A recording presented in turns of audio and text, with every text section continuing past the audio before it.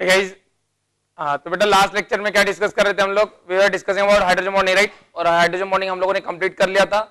तो hydrogen bonding के बाद अभी हम लोग पढ़ते हैं weak forces like van der Waals forces. तो उसका ओवरऑल डिस्कशन लेते हैं हम लोग। तो the basic thing about that hydrogen bonding, तो हम लोग hydrogen bonding nothing but it is a type of dipole dipole. वहां पे एक और एक एप्लीकेशन आता है बेटा, that is what basically it is a dimerisation of acidic acid और कार्बोक्सिलिक एसिड। ये तुम पढ़ोगे भी, dimerisation of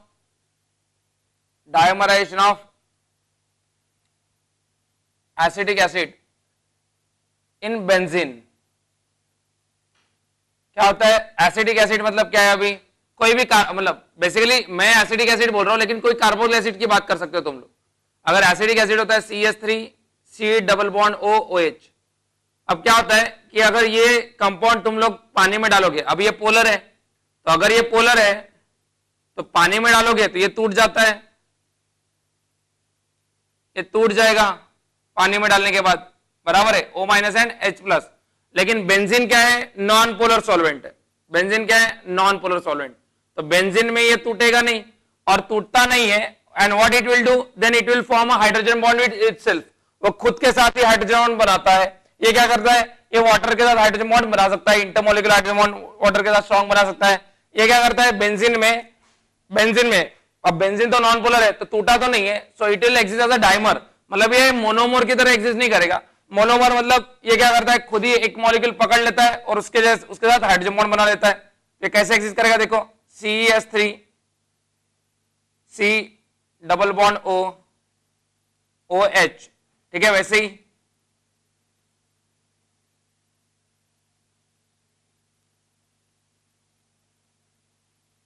CH3 C double bond OH। तो ये देखो, it exist as a dimer. तो जब तुम लोग ऑब्जर्व्ड मोलर मास देखते हो एसिडिक एसिड का, अब एसिडिक एसिड का मोलर मास कितना होता है? 60, बराबर है। बट ऑब्जर्व्ड मोलर मास जो तुमको दिखता है एसिडिक एसिड का मास, वो होता है 120 बिकॉज ऑफ डायमराइजेशन। समझ में आई?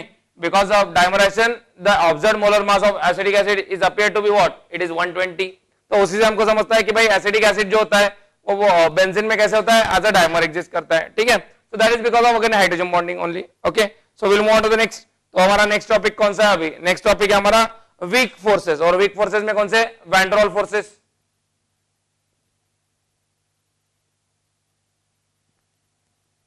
So the next thing is weak forces.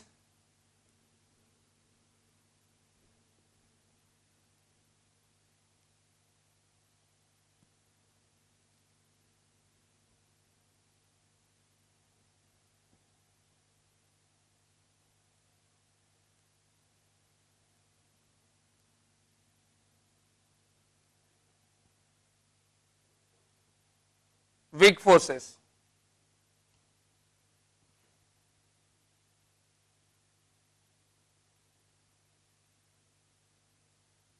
तो वीक फोर्सेस में कौन कौन आते हैं? वैन डर वाल्स फोर्सेस आते हैं। और van der Waals forces comprise of what? Van der Waals forces comprise of first dipole dipole, ठीक है? Second dipole induced dipole,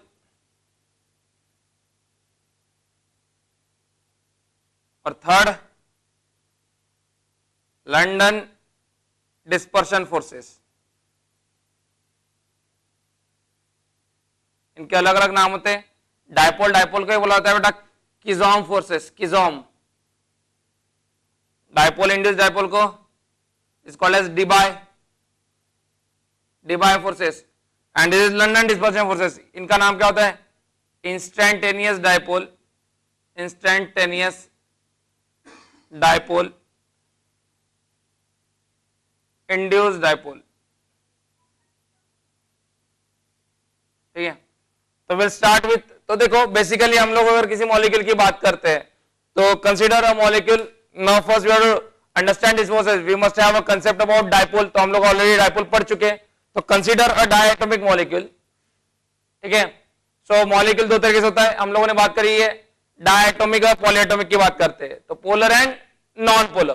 so if you talking about diatomic molecule, diatomic की अगर बात करता हूं मैं, डायटोमिक मॉलिक्यूल की, सो डायटोमिक मॉलिक्यूल में अगर तुम्हारा होमोन्यूक्लियर डायटोमिक है, होमोन्यूक्लियर डायटोमिक, होमोन्यूक्लियर, और एक हो जाएगा हेट्रोन्यूक्लियर। हेट्रोन्यूक्लियर मतलब अलग अलग एटम, होमोन्यूक्लियर मतलब ए और हेट्रोन्यूक्लियर मतलब ए बी। तो बेटा यहां पे डायपोल मोमेंट हमेशा क्या होगी, जीरो, और यहां पे डायपोल मोमेंट क्या होगी, नॉन जीरो। तो होमोन्यूक्लियर डायटोमिक मॉलिक्यूल हमेशा क्या हो जाएंगे, नॉन पोलर, बराबर है। लेकिन हेट्रोन्यूक्लियर डायटोमिक मॉलिक्यूल हमेशा क्या हो जाएंगे, polar, means they will behave as dipole, behave as permanent dipole, clear? Now talking about polyatomic, polyatomic देखा जाएगा स्ट्रक्चर के भी आप पे। तो अभी हमको अगर जब बात करनी है, तो अगर मैं एग्जांपल लेता हूं पॉलीएटॉमिक में, इधर एग्जांपल क्या ले सकते हैं हम लोग, H2, N2, O2, Cl2, F2, ये सब क्या है तुम्हारे नॉन पोलर मॉलिक्यूल है। यहां पे एग्जांपल अगर लेते हैं तो कौन आ जाएगा, HCl, HF, बराबर है, HI, क्लियर? ये सब के सब क्या हो जाएंगे तुम्हारे, they all are polar molecule, so they behave as a dipole. Polyatomic की बात करते हो, पॉलीएटॉमिक, पॉलीएटॉमिक में हमको म्यू देखना पड़ेगा। सो म्यू अगर जीरो है तो नॉन पोलर, और mu not equal to zero है तो पोलर। एग्जांपल दे सकते हैं हम लोग CCl4, CH4, clear, SiCl4, anything you can do, PCl5, they all are what, they are non-polar, mu equal to zero, mu not equal to zero की बात करते हो, अगर mu not equal to zero की बात करते हो तो mu not equal to zero में क्या आ जाएगा, देखो mu not equal to zero में CHCl3, CH3CN, CH3C triple bond O, C double bond O, CH3, कोई भी मॉलिक्यूल ले सकते हो, CH3 O CH3, CH3 CH3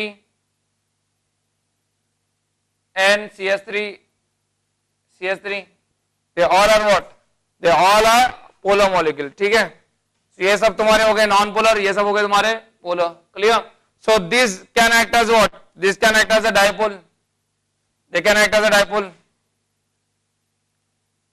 but these are not dipoles। अगर वहां पे डायपोल मोमेंट जीरो है तुम्हारी, so it never being act as a what, dipole। So now if you have to understand the first dipole interaction, so we'll start with the dipole interaction, that is Coulomb forces। Coulomb forces की बात करते हैं हम।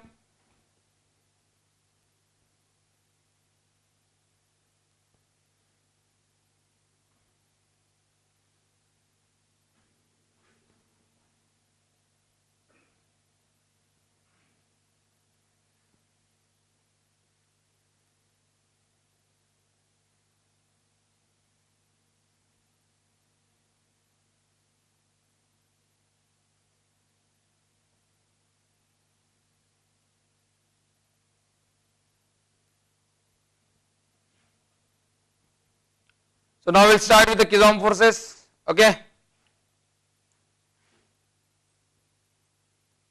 Dipole,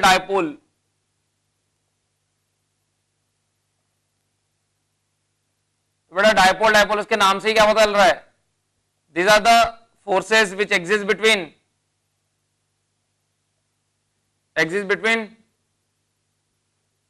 polar molecules, बराबर है। तो मान के चलो मेरे पास एक डायपोल है, ये dipole, so this dipole forces are of two types, ये दो तरीके से होते हैं। कौन से दो तरीके देखे जाएंगे इसमें, इसमें होता है बेटा दो तरीके से। एक जो डायपोल है वो अरेंज हो सकती है ऐसे, इट अरेंज लाइक दिस। अच्छा बिफोर दैट इसका अगर एग्जांपल देखा तो देखो कैसे हो जाएगा। जैसे मेरे पास एक डायपोल है, HCl डायपोल है प्लस माइनस, HCl डायपोल है प्लस माइनस, तो ये जो हो रहा है ये कौन सा हो गया, it is dipole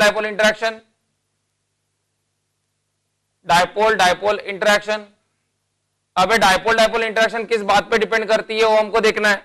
on what factor that dipole dipole important dipole dipole interaction is dependent, right. So जितनी ज्यादा polarity, higher the polarity of the dipole, higher the polarity of the dipole, polarity of dipole, stronger the dipole dipole interaction, stronger the dipole dipole interaction.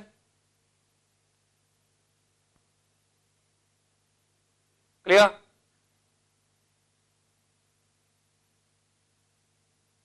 जितनी तुम्हारी polarity है, higher the polarity of dipole, stronger the dipole dipole interaction. Okay, next, मतलब अब जब तुम लोग करते हो तो basically it depends on what, it depends on polarization factor also. तो क्योंकि ये पोलराइज हो रहा है, अब डायपोल मोमेंट ही ज्यादा होनी चाहिए, but apart from dipole moment, dipole moment के साथ डायपोल मोमेंट ज्यादा होनी चाहिए, but it proportional to what, it proportional to polarize electron. लेकिन यहां पे क्या हो रहा है, ये परमानेंट डायपोल है. तो डायपोल डायपोल अगर मैं बात करता हूं तो HCl इसमें डायपोल डायपोल है. HF में हाइड्रोजन बॉन्ड है, ये हम लोग देख चुके हैं. HCl में डायपोल डायपोल है, HBr dipole dipole, HI dipole dipole, ठीक है. लेकिन इस डायपोल डायपोल के अलावा भी इनमें और एक फोर्स रहेगा जो हम लोग थोड़ी देर बाद देखते हैं, ठीक है. सो डायपोल डायपोल की जो एक्सटेंड होगा वो किसके ऊपर डिपेंड करता है, पोलैरिटी की. जितनी पोलैरिटी ज्यादा उतना तुम्हारा एक्सटेंट ज्यादा हो जाएगा. Clear? Now next, this dipole dipole interaction is of two types, है ना. कौन से दो तरीके होते हैं डायपोल डायपोल इंटरेक्शन के? There are two types of dipole dipole interaction. One is head to tail arrangement and another is anti parallel. Head to tail and the another is anti parallel.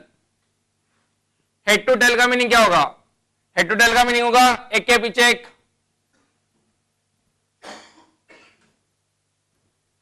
जैसे मान लो ये एक dipole है,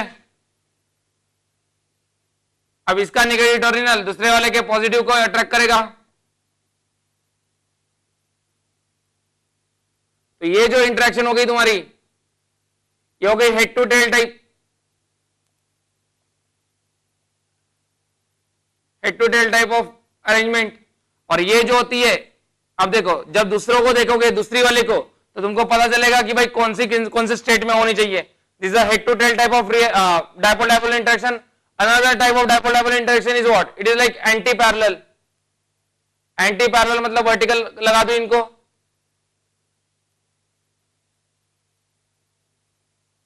देखो, so this is stronger. So anti parallel is stronger than what? It is stronger than head to tail. मतलब ये interaction अगर ज्यादा होगी मतलब तुम्हारी स्टेट कहां से कहां पे आएगी, solid gases to liquid, liquid to solid. So this anti parallel arrangement is found in liquid and solid state. Liquid and solid ये किसमें मिलती है? लिक्विड एंड सॉलिड स्टेट में मिलेगी. और ये जो head to tail arrangement type of arrangement है हमको, ये कहां पे मिलेगी? गैसियस फेज में मिलेगी. बराबर है. मतलब ही जब कोई गैसियस प्रोडक्ट इसमें कन्वर्ट होना चाहता है लिक्विड और गैसियस सॉलिड में, सो उसकी जो अरेंजमेंट है it turn out to be from head to tail to anti parallel. ठीक है, एंटी पैरेलल से क्या हो जाएगा? हेड टू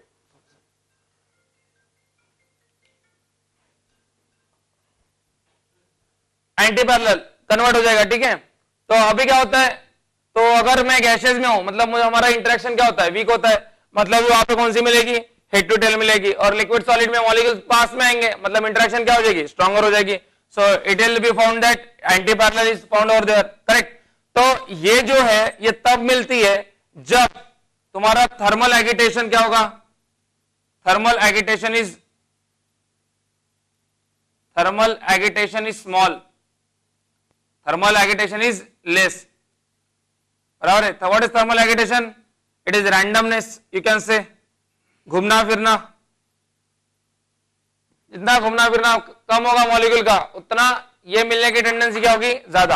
अब गैसेस में मॉलिक्यूल तो इधर उधर भागेंगे, क्योंकि पास पास में है नहीं, दूर दूर है, तो इधर उधर रैंडम ने भटकने की उनकी टेंडेंसी क्या होगी, ज्यादा होगी। तो इधर उधर भटकने की टेंडेंसी ज्यादा है, तो उसमें क्या हो जाएगा, हेड टू टेल। और जैसे ही उनकी भटकने की टेंडेंसी कम होगी, पास पास आ गए, वैसे उनसे कौन सी मिल जाएगी, उनमें एंटी पैरेलल मिल जाएगी। क्लियर है? तो एक क्वेश्चन करते हैं इसके ऊपर, अभी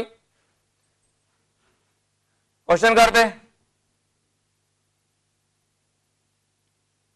क्वेश्चन है, in which of the following dipole dipole interaction is seen. In which of the following dipole dipole interaction is scene.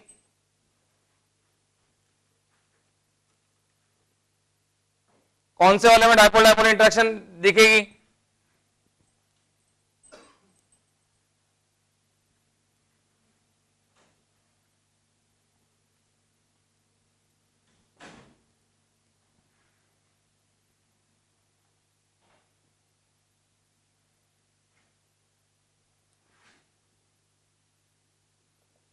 In which of the following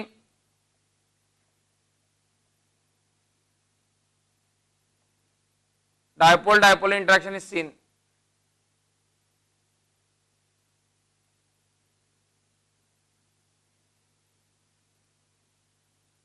Is seen, ठीक है। पहला ऑप्शन है हमारे पास HCl and H2, ठीक है। Then next HCl and HBr, CS3 CO CS3 and CS3CN, and the next one is H2 and N2। देखो HCl polar है लेकिन H2 नॉन पोलर है, तो डायपोल डायपोल होगी क्या? नहीं होगी। HCl polar polar HBr polar, तो इसमें हो जाएगी। ये भी पोलर, ऐसे होगा CS3 C double bond O CS3, कौन खींचेगा बेटा? ऑक्सीजन खींचेगा अपनी तरफ, sp2 कार्बन, मतलब नेट क्या हो रहा है, ऐड हो रहा है, तो ये डायपोल है। और CS3CN भी डायपोल है, CS3 C triple bond N nitrogen खींच रहा है यहाँ पे, तो दोनों डायपोल है, मतलब ये डायपोल है ये भी डायपोल है। इसमें भी दिखेगा H2 क्या है, नॉन पोलर है, N2 क्या है, नॉन पोलर, तो इसमें नहीं दिखेगा, इसमें नहीं दिखेगा, इन दोनों में दिख जाएगा, ठीक है। तो such question we can attempt, right. So ऐसे क्वेश्चन हम लोग अटेम्प्ट कर सकते हैं। क्लियर? नेक्स्ट देखते हैं बेटा, ये तो हो गया डायपोल डायपोल हमारा। तो नेक्स्ट क्या हो जाएगा? नेक्स्ट हो जाएगा dipole induce dipole, and it is one of the important dipole induce dipole. क्यों इसकी इंपॉर्टेंस है वो भी जानेंगे हम लोग। सो डायपोल इंड्यूस डायपोल, इसका मतलब क्या होगा? एक जो होगा वो पोलर होगा और दूसरा जो होगा वो क्या होगा? नॉन पोलर होगा। Clear?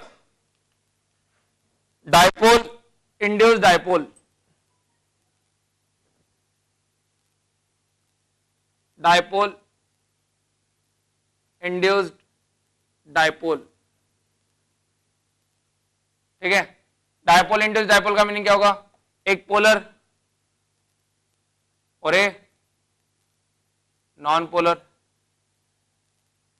So it is found between the polar and non polar molecule. मतलब हम लोग ले लेते हैं HCl, अब HCl तो डायपोल है, और एक लेते हैं H2 मॉलिक्यूल। H2 क्या है? नॉन पोलर है। H2 क्या है? नॉन पोलर है। तब होता क्या है, जब ये नॉन पोलर मॉलिक्यूल, कोई भी ले लो, HCl ले लो, H2 ले लो, या फिर नोबल गैसेस ले लो, नोबल गैसेस, ठीक है। तो नोबल गैसेस ले लेते हैं। तो जब ये polar molecule it is in contact with non polar molecule, जैसे नॉन पोलर मॉलिक्यूल के जस्ट बगल से अगर पास हो गया, उससे नजदीक से गुजर गया, तो क्या होगा? इसके पोलैरिटी की वजह से, इसके पोलैरिटी की वजह से, ये मान लो ये तुम्हारी डायपोल है, ये तुम्हारी डायपोल है, ठीक है।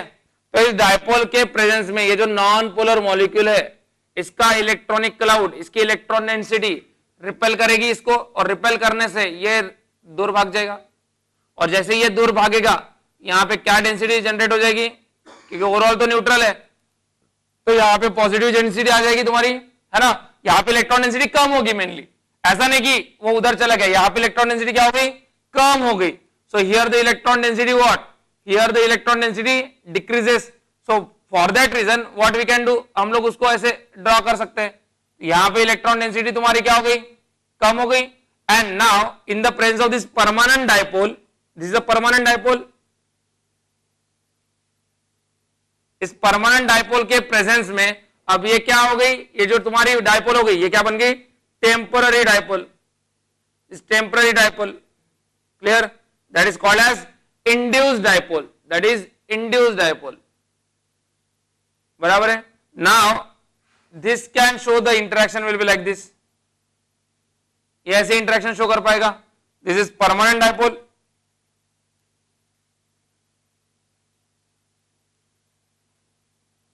and is induced dipole. Clear है बेटा? अब ये जो तुम्हारा डायपोल इंड्यूस डायपोल जो है इसकी स्ट्रेंथ किस पे डिपेंड करती है वो जानना जरूरी है. सो strength of dipole induce dipole depends on what? Strength of dipole induce dipole depends on first, किस बात पे डिपेंड करता है डायपोल इंड्यूस डायपोल? ये डिपेंड करेगा तुम्हारे dipole moment of permanent polar dipole, dipole moment of permanent dipole, क्योंकि जितनी ज्यादा डायपोल मोमेंट रहेगी वो उतना इसको पोलराइज कर पाएगा permanent dipole. And second another factor इस पे भी डिपेंड कर रहा है, so it depends on size of non polar molecule. ये डायरेक्टली प्रोपोर्शनल है, डायपोल मोमेंट को डायरेक्टली प्रोपोर्शनल है स्ट्रेंथ, एंड साइज को भी क्या है? डायरेक्टली प्रोपोर्शनल है. क्यों? जितना साइज ज्यादा उतना पोलराइज होने की टेंडेंसी ज्यादा, polarizing tendency increases, polarizing tendency increases. जितना साइज ज्यादा उतनी पोलराइजिंग टेंडेंसी इंक्रीजेस. मतलब ही जितने ज्यादा पोलराइजेबल इलेक्ट्रॉन, पोलराइजेबल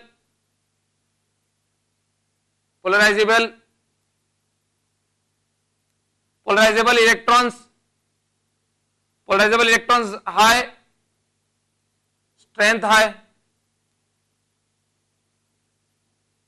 क्लियर है बेटा? तो जितना ज्यादा तुम्हारे पोलराइजेबल इलेक्ट्रॉन उतनी इसकी स्ट्रेंथ ज्यादा हो जाएगी. क्लियर है? ओके. तो इसका एप्लीकेशन देखते हैं. That application is very important. तो what is that application? That application is what? It is the solubility of noble gas in water. Solubility of noble gas in water. अब water क्या है मेरा? Water एक polar है, water एक dipole है. अब water dipole है, लेकिन जो noble gases है, noble gases वो तो non polar है. अब noble gases अगर water में soluble होते होंगे तो किस interaction की वजह से? Because of dipole induced dipole. Clear है? तो water एक dipole है और noble gases induced dipole बन जाएंगे. So because of dipole induced dipole, noble gases are soluble in water, and the solubility of noble gases in the water increases down the group. मतलब सबसे ज्यादा soluble कौन सी noble gas हो जाएगी तुम्हारी? सबसे ज्यादा कौन सी हो जाएगी? xenon हो जाएगी. बराबर है? मतलब helium, neon, argon, krypton, xenon, radon चलो मान लो रेडियो एक्टिव है, तो सबसे ज्यादा कौन आती है? xenon. क्योंकि xenon का साइज क्या है? बड़ा, तो वहां पे पोलराइज होने की टेंडेंसी ज्यादा, तो उसमें डायपोल इंड्यूस डायपोल की जो इंटेंसिटी होगी या स्ट्रेंथ होगी वो क्या हो जाएगी? बढ़ जाएगी. That's why xenon is more soluble in water as compared to helium, neon, argon, krypton, right? So solubility of noble gas in the water increases down the group. Clear hai? So we'll write that application.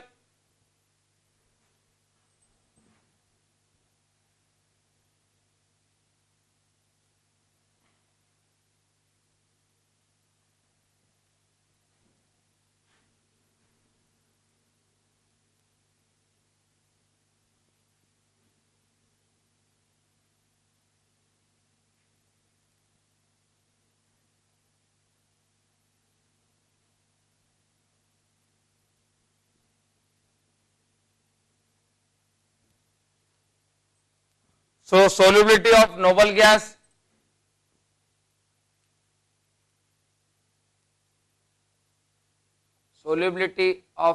gases in water is explained by Debye forces. Explained by Debye forces, that is dipole induced dipole.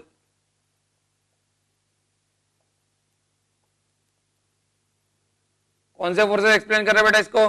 Dipole induce dipole forces explain कर रहे हैं. So the solubility of noble gas in water, solubility of noble gas in water increases down the group. बराबर है, क्यों increase होगा? Because down the group तुम्हारा size बढ़ रहा है, और साइज बढ़ रहा है मतलब क्या हो जाएगा? स्ट्रेंथ ऑफ फोर्सेस बढ़ जाएगा। क्लियर है?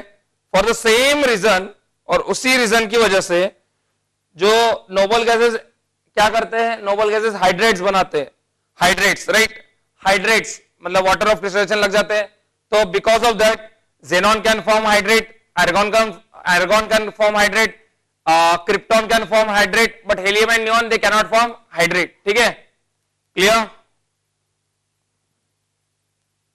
तो देखो solubility of noble gases,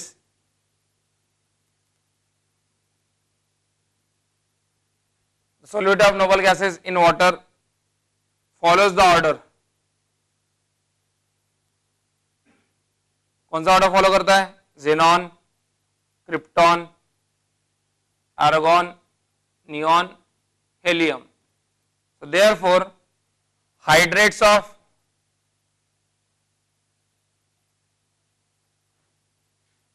xenon, krypton, argon exist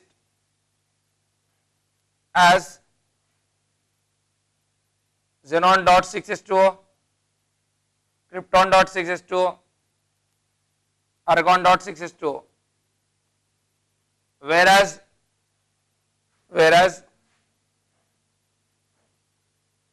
hydrates of what? Hydrates of helium and neon does not exist due to their small size. छोटे साइज की वजह से वो अक्वायर भी नहीं कर पाएंगे। Clear? Okay, so solubility, this is why, because as the size increases the polarizability increases. Clear? यहाँ पे और एक टर्म पढ़ते हैं हम लोग बेटा, कौन सी term? क्लैथरेट्स। क्लैथरेट्स,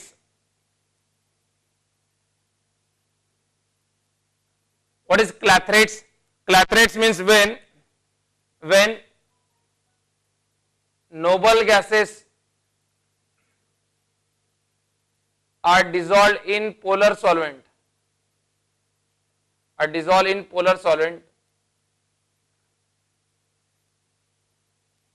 and after crystallization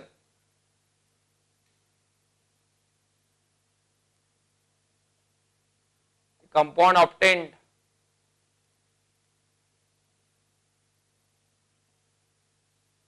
formed called as clathrates.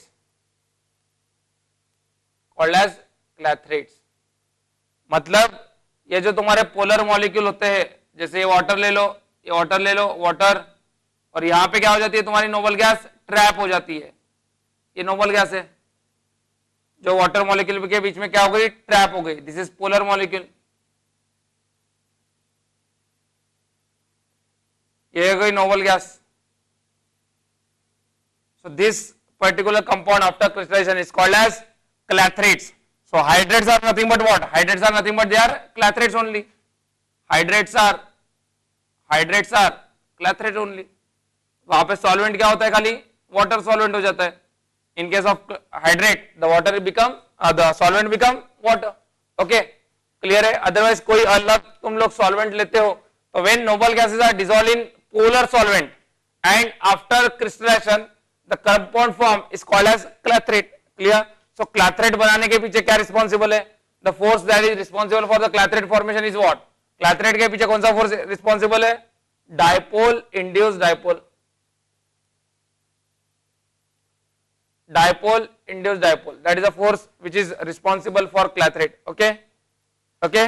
तो देखते हैं अभी next बेटा। तो dipole हो गया, dipole induced dipole हो गया। Now we'll move on to the next. That is what? That is London dispersion forces. Okay, London dispersion forces.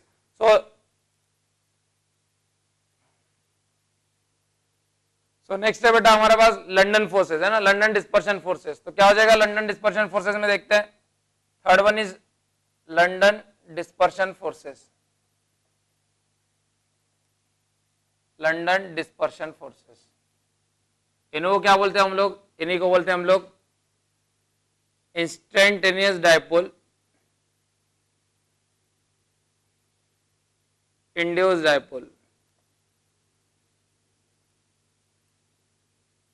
Induced dipole. ठीक है, कैसे होगा इसका मीनिंग देखो, तो क्या पाया जाता है, the molecules having no permanent dipole moment, molecules having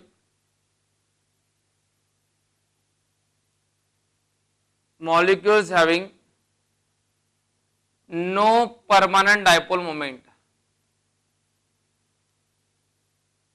मतलब चलो भाई मान लेते हैं जिसके पास डायपोल मोमेंट है ना, वो तो अपने एक दूसरे की तरफ अट्रैक्ट होंगे बिकॉज उनके पास पोलैरिटी है, लेकिन जिस मॉलिक्यूल के पास पोलैरिटी ही नहीं है वो एक दूसरे की तरफ कैसे अट्रैक्ट होने चाहिए, लेकिन पाया जाता है कि वैसे मॉलिक्यूल्स भी एक दूसरे की तरफ क्या हो रहे हैं, अट्रैक्ट हो रहे हैं। So molecules having no permanent dipole moment are also attracted to each other,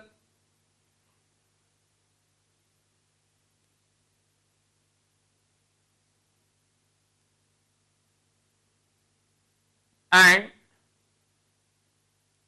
it can be seen through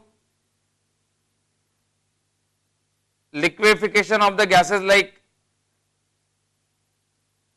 liquefaction of gases like X2, जो X2 कैटेगरी के गैसेस होंगे, मतलब कौन कौन, N2, O2, F2, Cl2 है ना, एक्सेट्रा। ये जो गैसेस है ये नॉन पोलर है, बट इनका लिक्विफिकेशन पॉसिबल हो रहा है। So the gases which are of the non polar nature, right. So जिनके पास कोई परमानेंट डायपोल मोमेंट नहीं है, सो परमानेंट डायपोल मोमेंट नहीं होने के बावजूद जो है ये जो गैसेस है एक दूसरे की तरफ अट्रैक्ट हो रहे है ना, तो और अट्रैक्ट होने के बाद क्या हो रहे हैं, लिक्विफाई हो रहे हैं। लिक्विफाई हो रहे मतलब ही क्या हो रहे हैं, पहले दूर दूर होंगे, मान के चलो ये H2 गैस होगी, H2N2 जो भी बोलो, H2 भी बोल दो, ये एक गैस होगी, ये नॉन पोलर है, ये दूसरी गैस है, ये नॉन पोलर है। तो भाई ये अट्रैक्ट कैसे होने चाहिए, बिकॉज लिक्विफाई करना मतलब क्या है, इन मॉलिक्यूल को पास पास में लेके आना, इन मॉलिक्यूल को पास पास में लेके आना, पास पास में लेके आओगे तभी तो लिक्विफाई होगा।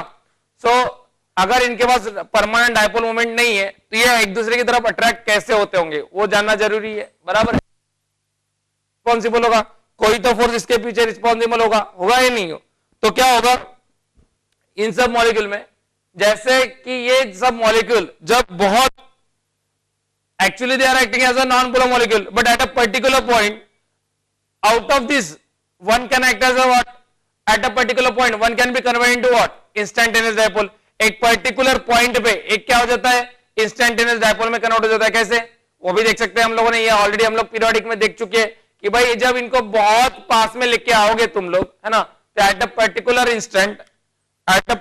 Instant so this non polar molecule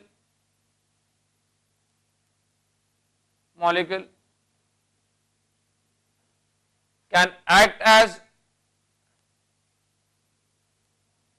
instantaneous dipole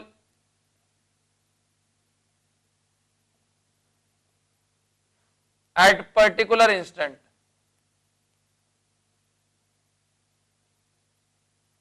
and in the presence of that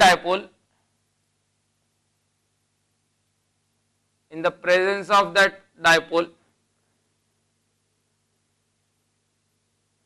the other one also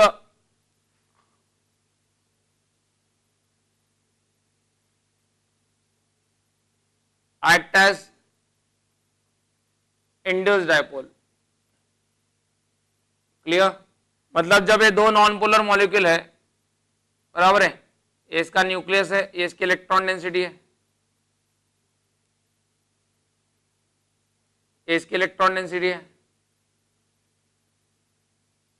इसका न्यूक्लियस है। जब ये बहुत ज्यादा पास में आएंगे, when they are at very nearest distance, when they are at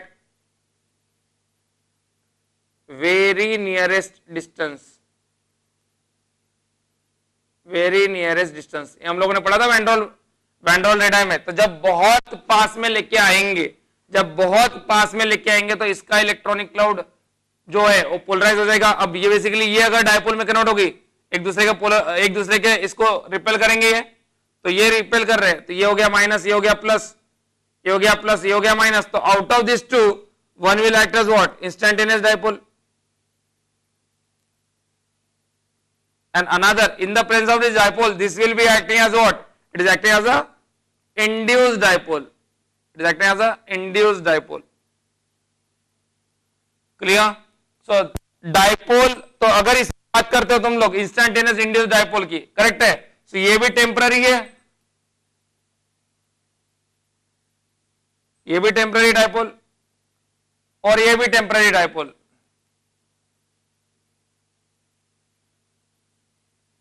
clear? तो ये जो लंदन डिस्पर्शन फोर्सेस है, instantaneous dipole induced dipole forces है, ये किसके बीच में हो रहे हैं, ये नॉन पोलर.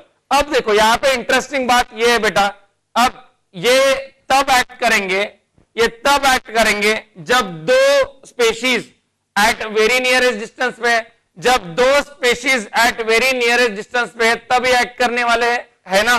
क्लियर है कि नहीं? तो अब जब वेरी नियरेस्ट की बात करता हूं तो बेटा सॉलिड स्टेट में मॉलिक्यूल्स बहुत वेरी नियरेस्ट होते हैं, लिक्विड में वेरी नियरेस्ट होते हैं, और गैस में तो ये दिख ही रहा है, गैस की हम लोग बात कर रहे हैं, तो सॉलिड में तो दिखेगा ही, लिक्विड में भी दिखेगा ये, और गैस में भी दिखेगा. So this particular which this London dispersion forces they exist in all three phases, solid, liquid and gaseous, तीनों में भी दिखेंगे ये.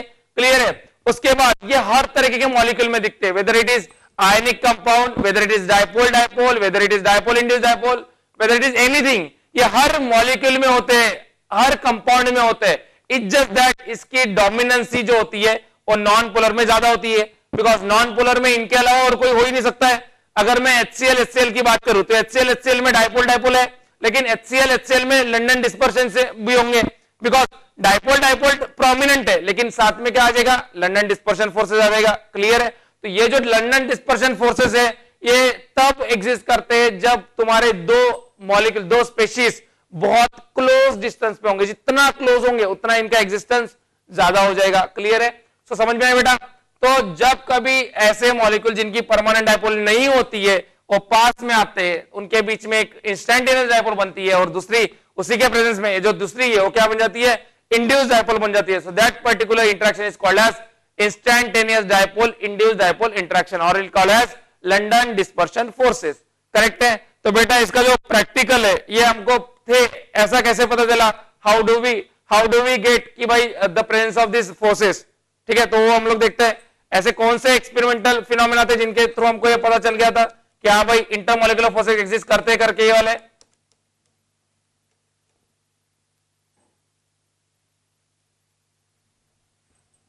The first phenomena is what, liquefaction of gas, है ना. लिक्विफिकेशन ऑफ गैस, अगर हम लोग गैसेस को लिक्विफाई कर रहे हैं, liquefaction of non polar gases, liquefaction of non-polar gases,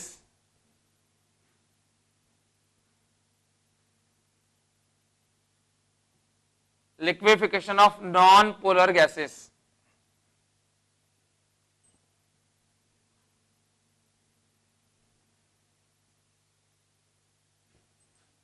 So how do we get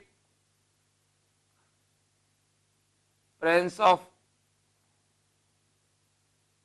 LDF? First, liquefaction of gases. Liquefaction of gases. अगर liquefaction of gases बराबर है, गैसेस को अगर लिक्विफाई कर रहे हैं मतलब ये वो ही होगा. Liquefaction of non polar gases बोल दो, पोलर वाले तो हो रहे थे डाइपोल कैसे.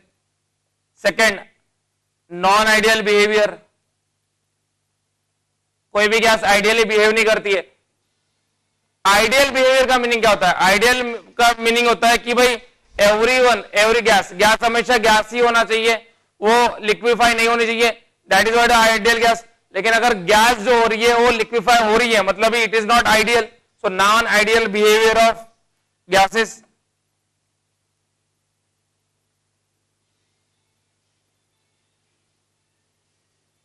And third one is Joule Thomson effect. बेटा ये आप पढ़ोगे बाद में.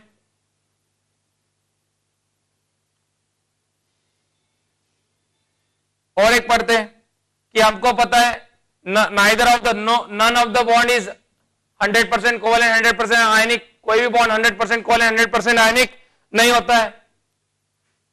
no bond is 100% covalent 100% ionic. Even H2 bond is also 98% covalent and 2% ionic. And this is explained through what? This is explained through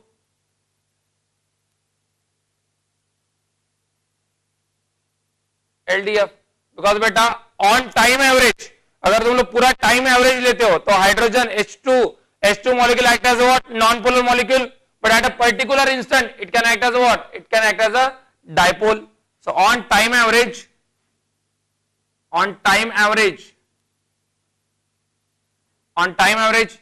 H2 molecule act as non-polar molecule,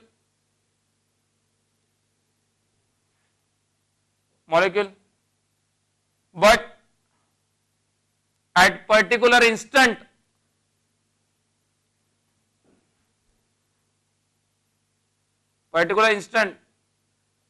it can act as dipole. वो किसके जैसा behave कर सकता है? Dipole के जैसा behave कर सकता है. करेक्ट बात, क्लियर हो गया. सो अगर मैं ओवरऑल टाइम जोन देखता हूं तो H2 क्या है तुम्हारा? H2 है नॉन पोलर. लेकिन अगर मैं एक पर्टिकुलर इंस्टेंट पे है ना, एक पर्टिकुलर इंस्टेंट पे एक फॉर अ मोमेंट देखता हूं तो H2 किसकी तरह बिहेव कर सकता है? It can act as a dipole, that is instantaneous dipole. तो उसके वजह से जब डाइपोल आया मतलब उसमें चार्जेस आ गए. मतलब कौन सा कैरेक्टर आ गया? आयनिक कैरेक्टर आ गया. समझ में आया? So it is having 98% covalent character and 2% what? Ionic character. Clear? So ये जो लंदन डिस्पर्शन फोर्सेस है इनकी अगर बात करते हैं हम लोग तो बेटा लंदन डिस्पर्शन जो फोर्सेस है ये इनका जो स्ट्रेंथ है वो किस पे डिपेंड करता है वो देखेंगे हम लोग. Strength of London dispersion forces depends on what factor?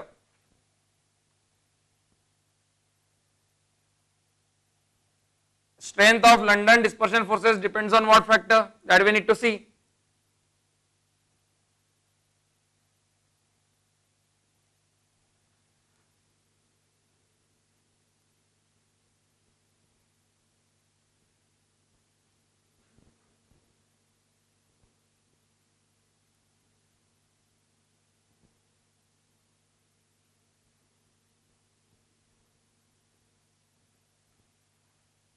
Strength of London dispersion forces, strength of London dispersion forces depends on किस पे डिपेंड करते हैं बेटा? देखो depends on size molecular mass. क्यों? जितना साइज ज्यादा उतना पोलराइजेशन ज्यादा. बराबर है? Size, molecular mass, surface area,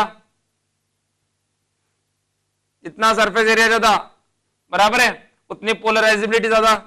polarizable electron कितने पोलराइजेबल इलेक्ट्रॉन है इस पे डिपेंड करेगा.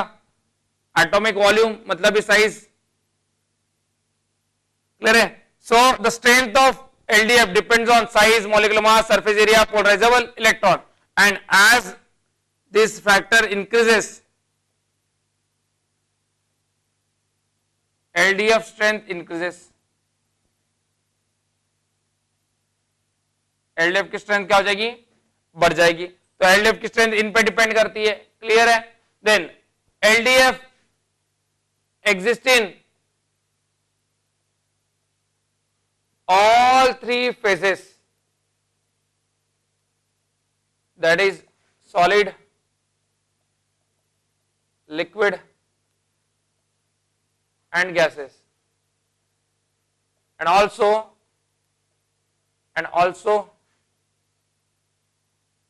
in all type of compounds.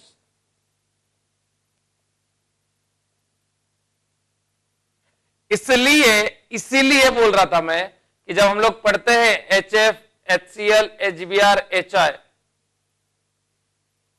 तो बेटा बॉइलिंग पॉइंट का ऑर्डर क्या होता है, HF सबसे ज्यादा, और फिर क्या होता है HI, HBr, HCl।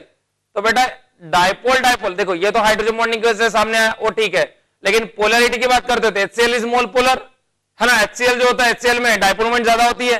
अब HCl में की डायपोल मोमेंट ज्यादा है, लेकिन HI का मास ज्यादा है, सरफेस एरिया ज्यादा है, इसलिए इसमें LDF ज्यादा होंगे। क्या ज्यादा होंगे, LDF। इस वजह से इसका जो बॉइलिंग पॉइंट हो जाएगा वो क्या हो जाएगा, ज्यादा हो जाएगा। तो जो LDF होते हैं वो LDF हर मॉलिक्यूल में एग्जिस्ट करते हैं, हर मॉलिक्यूल में, सॉलिड लिक्विड गैस हर में एग्जिस्ट करेंगे, और जितना तुम्हारा पोलराइजेबल इलेक्ट्रॉन बढ़ेंगे, जितना तुम्हारा साइज बढ़ेगा, उतना LDF का स्ट्रेंथ बढ़ते जाएगा। ठीक है बेटा, क्लियर है। सो मॉलिक्यूलर मास अगर थोड़ा सा डिफर कर रहे हैं, थोड़े कंपेरेबल है, एकदम कंपेरेबल, तो वहां पे भी तुम्हारा क्या है, जितना सरफेस एरिया ज्यादा होगा उतना तुम्हारा बॉइलिंग पॉइंट ज्यादा हो जाएगा। क्लियर है। तो अभी हम लोग इसका एप्लीकेशन देखते हैं, overall application of LDF and all this. So first we'll talk about the application of LDF.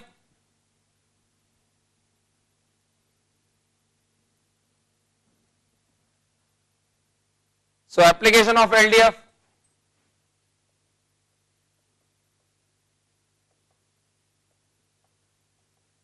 Application of LDF first. चलो अगर इसी की बात करते हैं, boiling point and melting point of noble gases. देखो मैंने क्या बोला था, बॉइलिंग पॉइंट मेल्टिंग पॉइंट सबसे पहले किसको प्रोपोर्शनल होते हैं, forces, van der Waals forces, and van der Waals forces proportional to molecular mass. और अगर कंपेरेबल मास आता है 100-120 के डिफरेंस में, तो फिर हाइड्रोजन बॉन्डिंग डोमिनेट करती है। अब तुम्हारे पास नोबल गैसेस है, helium, neon, argon, krypton, xenon, radon, बराबर है। मैं यहां तक की बात करता हूं, तो बेटा यहां से यहां तक क्या हो रहा है, molecular mass increases, molecular mass, surface area सब इंक्रीज हो रहा है, बराबर है। तो यहां से यहां तक बॉइलिंग पॉइंट भी क्या होगा, इंक्रीज होगा। क्यों, क्योंकि LDF बढ़ रहे हैं, LDF proportional to molecular mass, boiling point increases, melting point increases. मतलब बॉइलिंग पॉइंट और मेल्टिंग पॉइंट का ऑर्डर क्या होगा, helium lesser than neon, lesser than argon, lesser than krypton, lesser than xenon. Due to what factor? Due to LDF. Due to LDF. Due to LDF, xenon being the highest, xenon being has the highest boiling point. xenon का boiling point क्या हो जाएगा, highest हो जाएगा, उसका melting point क्या हो जाएगा, highest हो जाएगा। Clear है। So what is responsible factor? London dispersion. Because उनमें तो कोई दूसरे हो ही नहीं सकते बेटा। देखो मैंने क्या बोला, LDF जो होते हैं हर किसी में होते हैं, सॉलिड, लिक्विड, गैस, और हर तरह के कंपाउंड में होते हैं। अब अगर तुम लोग आयनिक कंपाउंड की बात करते हो, तो आयनिक में क्या होगा, इलेक्ट्रोस्टैटिक फोर्स ऑफ अट्रैक्शन होगा, साथ में LDF भी होगा। अब electrostatic force of attraction, ionic bond के कंपैरिजन में LDF क्या हो जाएंगे, वीकर, इसलिए आयनिक बॉन्ड का जो प्रायोरिटी है वो काफी ज्यादा है। लेकिन नॉन पोलर में LDF के अलावा दूसरा कोई फोर्स हो सकता है क्या, नहीं। So the only factor that determine is what, LDF। तो LDF ही डिटरमाइन करेगा नॉन पोलर में। सो नॉन पोलर में सिर्फ LDF ही होते हैं। ठीक है। Second, if you talk about this state of F2, Cl2, Br2, I2, अब देखो अगर मैं इसकी बात करता हूं तो F2 and Cl2 they are gases, Br2 तुमको पता है, Br2 लिक्विड, ब्रोमीन लिक्विड होता है ऑरेंज कलर, एंड I2 जो होते हैं वो वॉयलेट क्रिस्टल होते हैं प्लस सॉलिड। तो F2Cl2 gas, Br2 liquid and I2 solid. तो यहां से यहां तक तुम्हारे क्या हो रहे हैं, इंटरमोलिकुलर कौन बढ़ रहे हैं, LDF बढ़ रहे हैं, और ये क्या है तुम्हारे नॉन पोलर है, तो इनमें सिर्फ क्या होगा, सिर्फ LDF होगा, इसके अलावा कुछ और हो सकता है क्या, नहीं। सो नॉन पोलर में सिर्फ LDF हो सकता है। नेक्स्ट, तो F2Cl2 Br2 I2, तो यहां पे तुम्हारी स्टेट चेंज हो रही है because of what, it's the application of LDF। Third बात करते हो इसकी, BF3, BCl3, BBr3 and Bi3, यहां पे भी अगर बात करते हो तो BF3 and BCl3 they are what, they are liquid, they are liquid.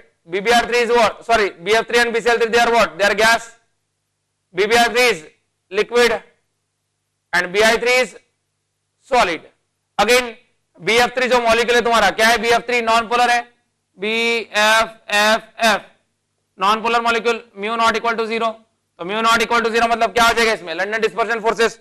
So London dispersion forces किसमें ज्यादा होंगे भाई, BF3, BCl3, BBr3 और BI3 में बिकॉज उसका क्या है, साइज ज्यादा है, करेक्ट है।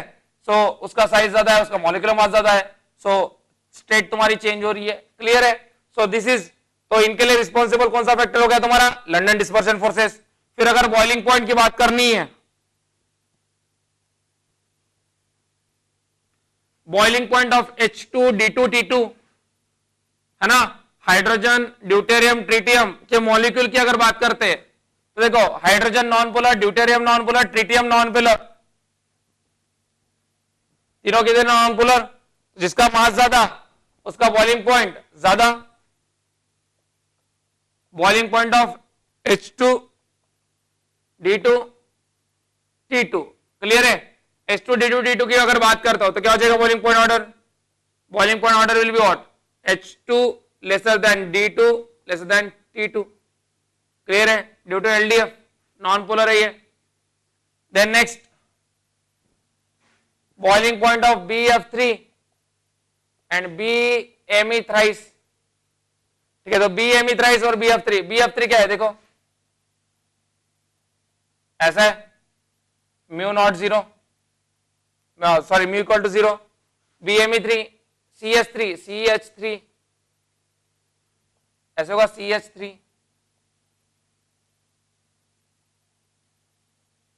तो इसका देखो अगर मास देखते हो, मास ये भी नॉन पोलर है, ये भी नॉन पोलर, ये भी नॉन पोलर, मतलब इसमें आपस में लंदन डिस्पर्शन हो गया, इसमें भी आपस में लंदन डिस्पर्शन हो गया। अगर तुम लोग मास की बात करते हो तो इसका मास आएगा बोरॉन 11 और ये 1957 प्लस 11, इसका मास कितना आ रहा है, 68 आ रहा है, क्लियर है। 19 into 3 57, 57 plus 11 68, इसका अगर मास देखते हो तो this is what, carbon 12 and this 3 15 into 3 45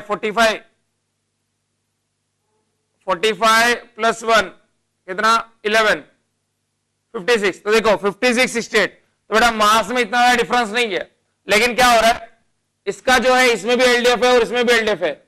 यहां पे तुम्हारा सरफेस एरिया क्या हो रहा है, ज्यादा हो रहा है, सरफेस एरिया ज्यादा हो रहा है, मतलब यहाँ पे पोलराइजेबल इलेक्ट्रॉन, यहाँ पे देखो इतना सरफेस पोलराइज हो सकता है ओवरऑल, तो यहाँ पे पोलराइजेबल सरफेस एरिया ज्यादा हो गया। सो सरफेस एरिया ज्यादा होने की वजह से यहाँ पे एलडीएफ क्या हो जाएंगे, ज्यादा हो जाएंगे, so LDF increases. So boiling point का अगर ऑर्डर लिखता हो बॉइलिंग पॉइंट, तो क्या होगा बॉइलिंग पॉइंट का order, BMe thrice is greater than BF3, clear है। This is the order for boiling point for BF3 and BMe thrice.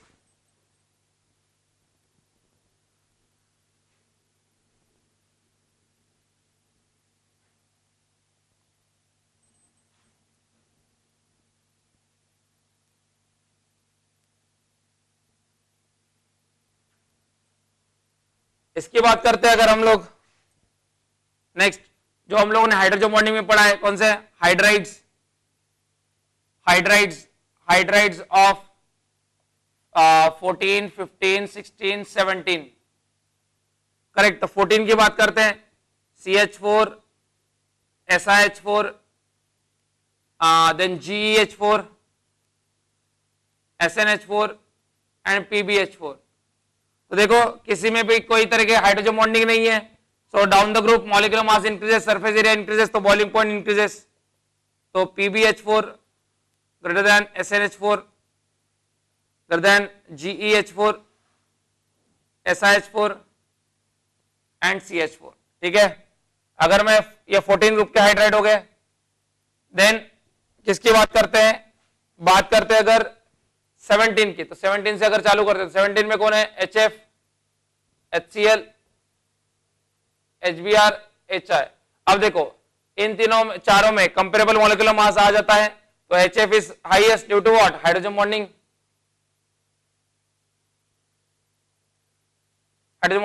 लेकिन इनमें बात करते हो तो सबसे ज्यादा तुम्हारा पोलराइजेबल इलेक्ट्रॉन कहां पे, HI, करेक्ट है। तो LDF की वजह से, मतलब because of van der Waals forces, hydrogen bonding is not van der Waals forces. Van der Waals forces मतलब कौन कौन हो जाता है, वैन डर वाल्स फोर्सेस मतलब dipole induced dipole and LDF, that is van der Waals forces, HI HBr and HCl, clear. This is due to what, this is van der Waals forces, clear. अगर मैं 16 group की बात करता हूं तो वहां पे क्या होगा, water will be the highest, और वाटर के बाद कौन आ जाएगा फिर से, H2TE H2Se and H2S, ये किसकी वजह से आया? Due to hydrogen bonding. Clear? ये किसकी वजह से आया? Due to van der Waals interaction, that is LDF basically. ठीक है, बिकॉज मास बढ़ रहा है तो एलडीएफ के एक्सटेंड बढ़ेगा, स्ट्रेंथ बढ़ जाएगी। क्लियर? नेक्स्ट 15th ग्रुप के लिए हम लोगों ने कब बनाया था याद है? अब नाइट्रोजन इतने स्ट्रॉन्ग हाइड्रोजन बॉन्डिंग शो नहीं कर पाता है, बराबर है। NH3, PS3, ASS3 and SbS3। अगर मैं बॉइलिंग पॉइंट की बात करता हूं, मतलब लिक्विड में है और लिक्विड में नाइट्रोजन की हाइड्रोजन बॉन्डिंग इतनी स्ट्रॉन्ग नहीं होगी, इसलिए क्या कर जाता है, इसका van der Waals interaction dominate कर जाता है और बॉइलिंग पॉइंट क्या मिलता है? SbS3, NH3, PH3 and ASS3। लेकिन मेल्टिंग पॉइंट क्या हो जाएगा? अब सॉलिड आ गया, अब हाइड्रोजन बॉन्डिंग डोमिनेट कर जाएगी। सो NH3, SbS3, यहां पे SS3 और बाद में PS3, यहां पे कौन आ जाएगा? ASS3 and then PS3। Okay बेटा, यहां पे एक बड़ा ट्रिकी सवाल आ जाता है, कौन सा? इससे रिलेटेड नहीं है, पीरियोडिक से रिलेटेड है। What is the polarity of the, मतलब polarity of this hydrides NH3, PS3, ASS3, SbS3, इनके पोलैरिटी के रिगार्डिंग सवाल आता है। तो देखो पोलैरिटी मतलब देखो NH3, अभी हमको पता है NH3 ओवरऑल पोलर होता है, ये इधर खींचेगा तो NH3 तो सबसे ज्यादा पोलर है बिकॉज NH बॉन्ड सबसे ज्यादा पोलर है। अब हमको क्या लगता है कि भाई ये डाउन द ग्रुप कम होना चाहिए, लेकिन नहीं, देखो हाइड्रोजन 2.1 होता है और फास्फोरस भी क्या होता है? 2.18, मतलब फास्फोरस और हाइड्रोजन ऑलमोस्ट क्या हो गए? नॉन पोलर हो गए।